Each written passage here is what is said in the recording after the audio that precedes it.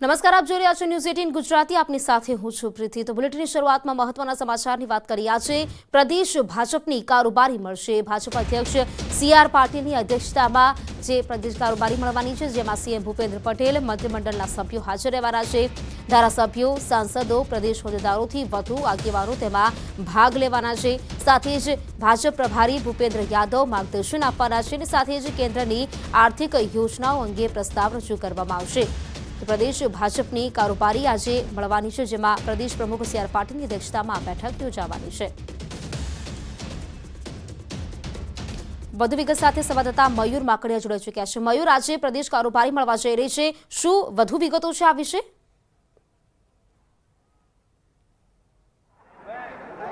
जी बिल्कुल, गुजरात विधानसभाની ચૂંટણી પહેલા મહત્વની આ જે પ્રદેશની બૃહદ કારોબારી છે ને, જેની અંદર 1040 જેટલા અપેક્ષિત આ જે કાર્યકરો, સભ્યો જે છે, હોદ્દેદારો છે, તે ઉપસ્થિત રહેવાના છે। હાલ અહીં તમે જે રીતે દ્રશ્યો જોઈ રહેલા છો, તો અહીં હાલ પ્રદેશના જુદા જુદા જે નેતાઓ છે તે આવી રહેલા છે। સ્વાગત તેમનું કરવામાં આવી રહેલું છે ને અહીંથી 2022ની જે ચૂંટણી છે તેનું રણસિંગુ હવે ફૂંકવા ભારતીય જનતા પાર્ટી જઈ રહેલી છે। આપણી સાથે પ્રદેશ સહપ્રવક્તા ઋત્વિજ પટેલ છે, તેમની સાથે વાત કરીએ।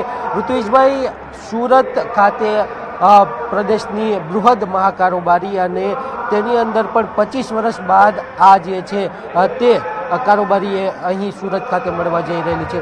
કેવા પ્રકારે અહીંથી રાજકીય સંદેશો છે તે આપવામાં આવશે અને કહી શકાય કે 2022નું આ રણસિંગુ છે? જો 2022નું રણસિંગુ તો અમે ખૂબ સમય પહેલાંથી ફૂંકી દીધું છે, પરંતુ જે પ્રમાણે સુરતમાં તમે કહ્યું એ પ્રમાણે એક બૃહદ પ્રદેશ બેઠક અને એમાં 1000 જેટલા અપેક્ષિત કાર્યકર્તાઓ, જવાબદાર કાર્યકર્તાઓ અહીંયા પહોંચ્યા છે, ત્યારે માનનીય પ્રદેશ અધ્યક્ષ CR પાટીલ સાહેબના નેતૃત્વમાં જે આ બેઠક યોજાવાની છે, જ્યાં જે સાર્થક ચર્ચાઓ થવાની છે, એનાથી ચોક્કસ આગામી ચૂંટણીની રણનીતિ અહીંયા તૈયાર થશે અને સાથે સાથે આદિવાસી સમાજના ઉત્થાન માટે કેન્દ્ર અને ભારત સરકારે કરેલા કામો અને એના વિશે પણ ખુલીને ચર્ચા એ આ પ્રદેશ કારોબારી બેઠકમાં થવાની છે। ખાસ કરી અને કયા કયા જે પ્રસ્તાવો છે તે પસાર કરવામાં આવશે? આજે આ કારોબારીમાં કામકાજની બેઠક છે, એટલે કોઈ રાજકીય પ્રસ્તાવ કે અન્ય પ્રસ્તાવ પારિત કરવાના રહેતા નથી, પરંતુ કુલ મળીને આગામી સમયમાં માનનીય વડાપ્રધાન નરેન્દ્રભાઈ મોદી સાહેબના કરેલા કામો, ગુજરાત સરકારે કરેલા કામો, એને માનનીય CR પાટીલ સાહેબના નેતૃત્વમાં જે અમારું પેજ સમિતિ સુધીનું સંગઠન છે એના દ્વારા જન સુધી પહોંચીને આજ સુધી ન મળી હોય તેવી ઐતિહાસિક જીતનો સંકલ્પ આજે અમે પ્રદેશ કારોબારી બેઠકમાં લેવા જઈ રહ્યા છીએ। તો બિલકુલ, જે હૈદરાબાદ ખાતે જે મળેલી કારોબારી હતી, રાષ્ટ્રીય કારોબારી, ત્યારબાદ જે પરંપરા રહી છે પ્રદેશની જે કારોબારી છે તે મળતી હોય છે। હાલ તમે જે રીતે આ દ્રશ્યો જોઈ રહેલા છો, તો હાલ આ પ્રદેશના તમામ જે નેતાઓ છે તે અહીં ઉપસ્થિત છે, તે અહીં જે છે તે હાજર છે અને અહીં જે છે તે અહીં હાલ આ તમામ જે નેતાઓ છે તે ધીમે ધીમે આવી રહેલા છે। એ હાલ જે રીતે અહીં જે તમામ લોકો છે તે આવી રહેલા છે। સાથે જ જો વાત કરીએ તો સિનિયર જે નેતાઓ છે તે છે કેન્દ્રીય મંત્રીઓ અને જે રાજ્ય સરકારના મંત્રીઓ છે, તેમને પ્રથમ હરોળમાં સ્થાન આપવામાં આવેલું છે। મહત્વનો પ્રસ્તાવ જે આ કારોબારીમાં રહેશે તે રાજકીય પ્રસ્તાવ રહેશે। આ રાજકીય પ્રસ્તાવની અંદર કયા કયા મુદ્દા લેવામાં આવે છે તે મહત્વનું છે। સાથે જ જે આર્થિક પ્રસ્તાવ જે રાષ્ટ્રીય કારોબારી છે તેની અંદર મળેલો હતો તે પારિત કરવામાં આવેલો હતો। તે એ કેન્દ્રીય મંત્રી પુરુષોત્તમ રૂપાલા દ્વારા તેમના હસ્તે આ જે આર્થિક પ્રસ્તાવ છે તે રજૂ કરવામાં આવશે અને જે તમામ મુદ્દાઓ છે વર્તમાન રાજકીય પરિસ્થિતિના, સાથે જ ગુજરાતની જે રાજકીય પરિસ્થિતિ છે અને આગામી સમયમાં ચૂંટણી છે, આ તમામ મુદ્દાઓ છે તેને લઈ ઝીણવટથી અહીં કામ કરવામાં આવશે અને માઇક્રો પ્લાનિંગ કરવામાં આવશે। બિલકુલ મયુર, આભાર આપનું જાણકારી આપવા બદલ। તો ધારાસભ્યો સાંસદ પ્રદેશ હોદ્દેદારો આ પ્રદેશ કારોબારીમાં હાજર રહેવાના છે। આજે પ્રદેશ ભાજપની કારોબારી મળવાની છે, જેમાં મુખ્યમંત્રી ભૂપેન્દ્ર પટેલ પણ હાજર રહેવાના છે। સાથે જ પ્રદેશ પ્રભારી ભૂપેન્દ્ર યાદવ તેઓ પણ ઉપસ્થિત રહેશે। અનેક આકર્ષણના જે દ્રશ્યો છે તે જોવા મળી રહેલા છે। હાલ તમે જે રીતે દ્રશ્યો જોઈ રહેલા છો તો આ કારોબારીનો જે પ્રવેશ દ્વાર છે ત્યાં જ જે છે 3D હોલોગ્રામ પ્રધાનમંત્રી નરેન્દ્ર મોદીનો રાખવામાં આવેલું છે। વર્ષ 2012ની વિધાનસભા અને 2014ની જે લોકસભાની ચૂંટણી હતી તેની અંદર પ્રધાનમંત્રી નરેન્દ્ર મોદી દ્વારા આ ટેકનોલોજીનો ભરપૂર ઉપયોગ કરવામાં આવેલો હતો અને હવે ફરી આ વર્ષ 2022ની ચૂંટણીમાં પણ જોવા મળશે। અને હાલ તમે જે રીતે આ દ્રશ્યો જોઈ રહેલા છો તો આ જે કારોબારીનું જે સ્થળ છે તેની બહાર આ જે 3D હોલોગ્રામ છે તે રાખવામાં આવેલું છે। કાર્યકરોની અંદર ખૂબ ઉત્સાહ છે એ જોવા મળી રહેલો છે। તમે જે રીતે દ્રશ્ય જુઓ છો તો કાર્યકરો જે છે તે ફોટો પડાવવા માટે અહીં આ 3D હોલોગ્રામ છે તેની પાસે આવી રહેલા છે અને ખૂબ ઉત્સાહ જે છે તે ભારતીય જનતા પાર્ટીના કાર્યકરોમાં જોવા મળી રહેલો છે। કેમેરામેન પંકજ મકવાણા સાથે મયુર માકડિયા, ન્યૂઝ 18 ગુજરાતી, સુરત। અને હવે વાત કરીએ અમરનાથમાં આવેલી આફતની।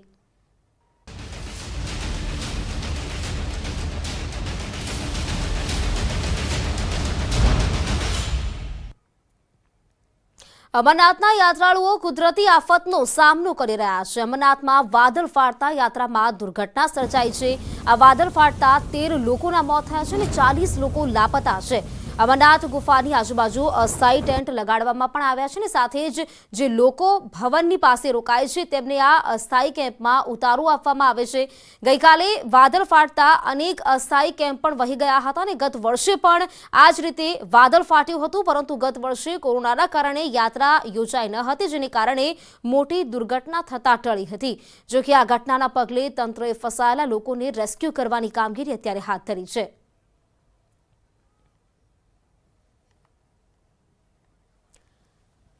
તો વાદળ ફાટતા અનેક અસ્થાયી કેમ્પ તણાયા છે। અત્યારે આપ જે દ્રશ્યો જોઈ રહ્યા છો જ્યાં એનડીઆરએફ અને એસડીઆરએફની ટીમ પણ છે, જે રેસ્ક્યુ ઓપરેશન હાથ ધરવામાં આવ્યું છે। સાથે વાત કરીએ અમરનાથમાં વાદળ ફાટતા લગભગ જે આંકડો સામે આવ્યો છે, કેટલાક લોકો લાપતા પણ છે, 40 લોકો લાપતા છે અને 13 લોકોના મોત થયા છે।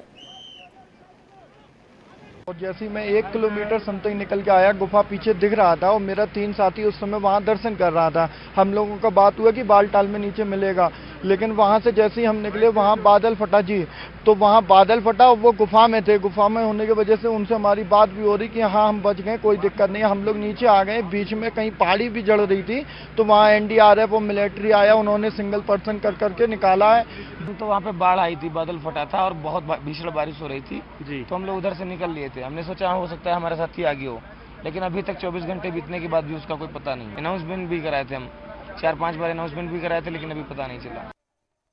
10 पेशेंट्स आए थे जिनको हमने प्राइमरी मैनेजमेंट देके और कुछ को बालटाल बेस हॉस्पिटल भेजा है, कुछ को श्रीनगर स्कीम्स में। रेस्ट अभी तक बस यही इन्फॉर्मेशन है और जो कैजुअलिटीज आएंगे उसी हिसाब से हम मैनेज करते जाएंगे। 2 हेड इंजरी के थे, बाकी 5 फ्रैक्चर के केसेस थे और 2-3 हाइपोथर्मिया के थे। टीम तो होली केव के बिल्कुल पास तैनात रहती है, तो वो टीम तो इमीडिएटली जुड़ गई थी राहत कार्य में। 2 टीमें और पास में हैं, बरारी मार्ग में और पंचतरनी में, जिनमें से बरारी मार्ग की टीम ऑलरेडी वहां पहुंच के शामिल हो गई है, पंचतरनी की टीम शामिल हो रही है। हमारे जो लड़के वहां पे मौजूद हैं रेस्क्यू वर्क में, उसके मुताबिक अभी हमारे पास 10 कैजुअलिटी की डिटेल है और 3 लोगों को वहां से जीवित निकाला गया है। और वहाँ पे और भी organisations, ITBP, Indian army, Jammu and Kashmir police के लड़के बहुत अच्छे ट्रेंड हैं, माउंटेन रेस्क्यू टीम्स के, वो सब उसमें शामिल हो गए हैं राहत कार्य में। 5:30 के आसपास की क्लाउड बर्स्ट की खबर है और वहाँ स्लोप्स इतनी शार्प हैं कि क्लाउड बर्स्ट के कारण पानी इकट्ठा होकर बहुत मोमेंटम से आता है, जिसने काफ़ी, जैसा देखा हमने, टेंट्स को नुकसान वगैरह किया है। और लड़के तो अभी राहत कार्य में शामिल हैं और जैसे जैसे अपडेट आती है हम आपको वाकिफ़ करते रहेंगे। मेरे पास अभी 10 कैजुअलिटी का फिगर है और 3 लोगों को जीवित हम निकाल पाए हैं, तो आशा है कि हम और लोगों को जीवित निकालने में सफल रहेंगे। कितनी टीमें सर अभी फिलहाल लगाई हैं? आसपास की तीनों टीमें शामिल हैं, 2 वहाँ पहुँच चुकी हैं, एक तो इमीडिएटली अवेलेबल थी, तीसरी टीम पंचतरनी से पहुँच जाएगी। लेकिन हमारी टीमों के सिवा भी और भी जो ऑर्गेनाइजेशंस हैं, जैसे मैंने कहा JNK पुलिस है, इंडियन आर्मी है, ITBP है, उनके जवान भी इसमें शामिल हो गए हैं। તો જે રીતે વાત કરીએ અમરનાથમાં વાદળ ફાટવાની આ દુર્ઘટના બની છે। અમારી સાથે અમરનાથથી અમારા સંવાદદાता मुदस्सिर जुड़ चुके हैं। मुदस्सिर, ये जो दुर्घटना हुई है लगभग 40 लोग लापता है, 13 लोगों की मौत हो चुकी है, ज्यादा जानकारी क्या है इस बारे में?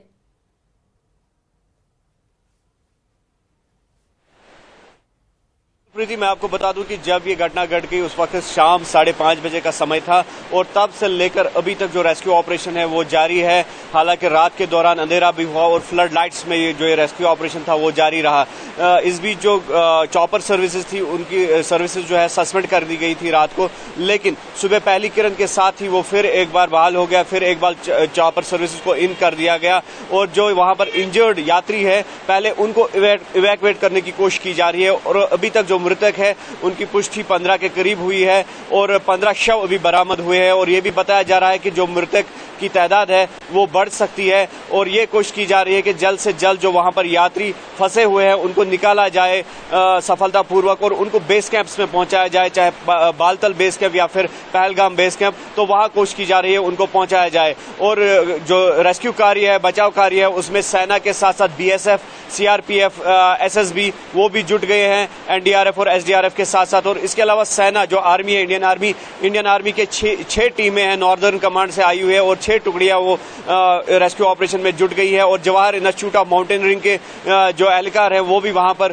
पहुंच गए हैं और रेस्क्यू ऑपरेशन जो है बड़े पैमाने पर जारी है। और ये कोशिश की जा रही है कि जो लापता अफराद है, जो लापता शख्स है, चाहे उनमें यात्री है या फिर सरकारी कर्मचारी हो सकते हैं, तो उनको तलाश करने के लिए बड़े पैमाने पर रेस्क्यू ऑपरेशन जो है वो शुरू कर दिया गया है और ये कोशिश की जा रही है कि उनका जल्द से जल्द जो है तलाश किया जाए। प्रीति, बिल्कुल मुदस्सिर, लगभग 15 लोगों की मौत हो चुकी है, 40 लोग और भी लापता है। लगभग कितने लोग वहां पे मौजूद थे, इस बारे में कुछ जानकारी मिली है?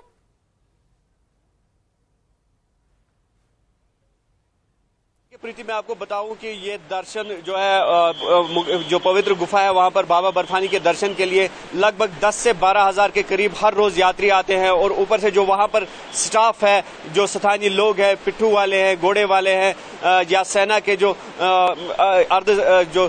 पैरामिलिट्री फोर्सेस है उनकी नफरी है, तो कुल मिलाकर रोज वहां पर लगभग 20 हजार के करीब लोग जमा होते हैं। तो अगर ये घटना दिन में घट जाती तो यकीनी तौर पर जो तस्वीर है इससे भयानक साबित हो सकती थी, इससे भयानक तस्वीर सामने आ जाती थी। लेकिन खुशाइंद बात यह है कि अक्सर जो यात्री है वो यात्री की एक बड़ी तादाद दर्शन करके वापस लौट रही थी और वहां पर उस वक्त 2 से 3 हजार के करीब यात्री जो थे वो मौजूद थे और प्रशासन की ये कोशिश रहती है कि जब यात्री दर्शन के लिए करके वापस निकले तो उनको जल्द से जल्द वहां से रवाना किया जाए वापस बेस कैंप्स की तरफ। फिर वो रात्रि शेषनाग या फिर महागुन स्टॉप में गुजारते हैं और उसके बाद बालतल या फिर पहलगाम बेस कैंप पहुंच जाते हैं। तो इस हिसाब से जो शाम का वक्त था और शाम के वक्त में जो दर्शन था वो लगभग कंप्लीट हो चुका था और आरती का वक्त था। आरती हर रोज शाम को वहां पर होती है और आरती का वक्त था, इसलिए ये यात्री जो थे वो वहां पर जमा थी, यात्रियों की कम तादाद वहां पर जमा थी और इस लिहाज से जो है उतनी ज्यादा जो है ये कैजुअलिटीज नहीं हुई है। जो लेकिन जो इंजर्ड बताए जा रहे हैं लगभग 500 के करीब जो माइनर इंजरीज है उनका उपचार किया गया। 500 के करीब जो डायरेक्टरेट ऑफ हेल्थ सर्विस की जानिब से आंकड़ा हमारे पास आया है, 500 के करीब यात्रियों को जो है इलाज उनका चल रहा है, उनको माइनर इंजरीज है और जो गंभीर रूप से घायल थे उनको कल ही इवैक्यूएट किया गया है चॉपर्स के थ्रू, चॉपर्स के जरिए और उनको बेस कैंप हॉस्पिटल्स में पहुंचाया गया है। प्रीति, बिल्कुल मुदस्सिर, धन्यवाद आपका जुड़ने के लिए। तो અમરનાથમાં વાદળ ફાટવાની આ ઘટના લગભગ 15 લોકોના મોત થઈ ચૂક્યા છે, જે પ્રકારનો આંકડો અત્યારે સામે આવી રહ્યો છે અને 40 લોકો હજુ પણ લાપતા છે। કેટલાક અસ્થાયી કેમ્પ પણ તણાયા હતા। જે પ્રકારે અમરનાથથી અમારા સંવાદદાતા જોડાયા હતા અને તેમણે જે જાણકારી આપી છે તે અનુસાર 15 લોકોના મોત થયા છે અને સાથે જ અમુક લોકોને બચાવવાની કામગીરી છે। લગભગ 500 જેટલો જે આંકડો સામે આવ્યો છે, 500 જેટલા લોકોને બચાવવામાં પણ આવ્યા છે, નાની મોટી ઈજાઓ થવા પામી છે। આ તમામ લોકોને સારવાર માટે ખસેડવામાં ફરી આપનું સ્વાગત છે। ભાવનગર શહેરમાં રખડતા શ્વાનનો આતંક સામે આવ્યો। શહેરના ચિત્રા વિસ્તારમાં શ્વાન 4 માસની બાળકીને ઉઠાવી લઈ ગયું, જેને અનેક જગ્યાએ તેણે બચકા પણ ભરી લીધા। હિંમતભાઈ ભાલિયાની 4 વર્ષની બાળકીને શ્વાન ઉઠાવી ગયું હતું।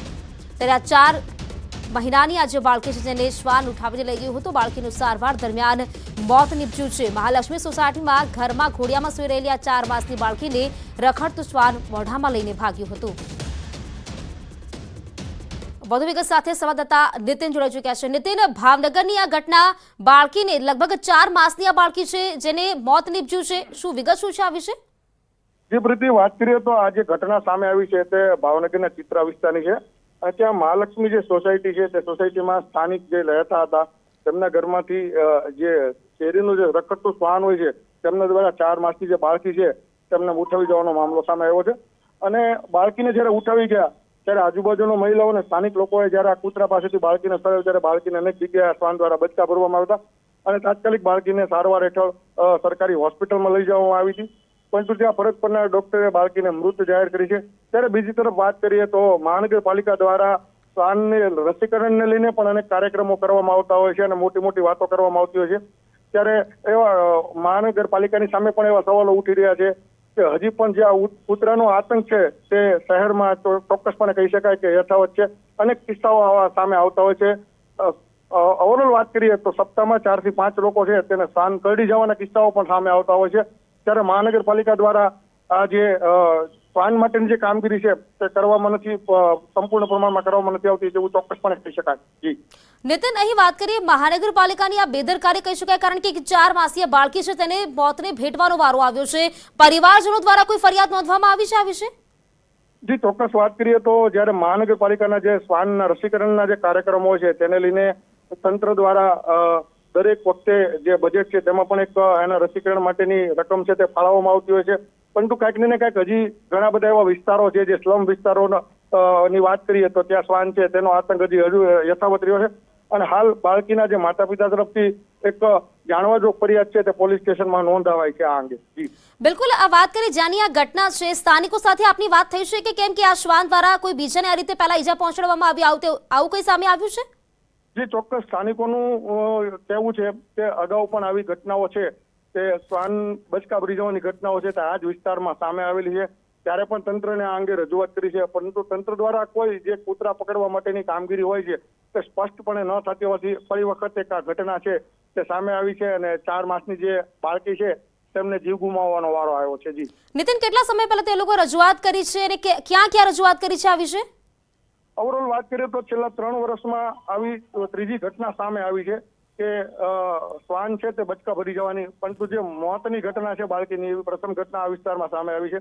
ત્યારે સ્થાનિક લોકો અને સોસાયટીના લોકોએ અનેક વખત આ અંગે મહાનગરપાલિકાને પણ રજૂઆત કરી છે કે જે કૂતરા પકડવા માટેની ટીમ હોય છે, એટલે કે શ્વાન માટેની, શ્વાનના જે રસીકરણને કંટ્રોલિંગ કરવા માટેની ટીમ હોય છે તેમના દ્વારા કોઈ ચોક્કસ અને નક્કર કામગીરી ન કરવા આવતા આજે એક આ નિર્દોષ જે 4 માસની બાળકી છે તેમનો ભોગ લેવાયો છે. બિલકુલ, આભાર આપનો જાણકારી આપવા બદલ. તો ભાવનગરમાં શહેરના રખડતા શ્વાનનો જે આતંક સામે આવ્યો છે, જેમાં 4 મહિનાની આ બાળકી છે પોતાનો જીવ ગુમાવવાનો વારો આવ્યો છે. આ શ્વાન તે બાળકીને ઉઠાવીને લઈ ગયો હતો. શહેરમાં જે વાત કરીએ શરીરના અનેક જગ્યાએ તેને ઈજા પહોંચાડી હતી. અંતે તેને હોસ્પિટલ ખસેડવામાં આવતા ડોક્ટરે તેને મૃત જાહેર કરી છે.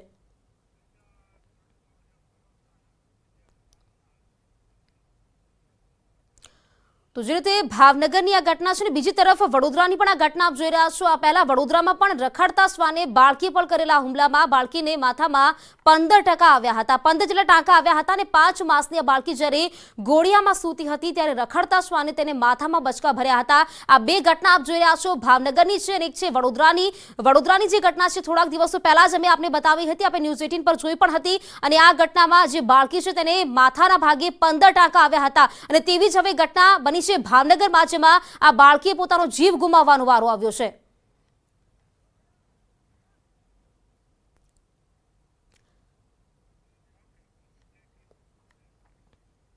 ગુજરાતમાં ચોતરફ અષાઢી મેઘ વરસી રહ્યો છે. અનેક જિલ્લાઓની જેમ કચ્છ જિલ્લો પણ પાણી થયો છે.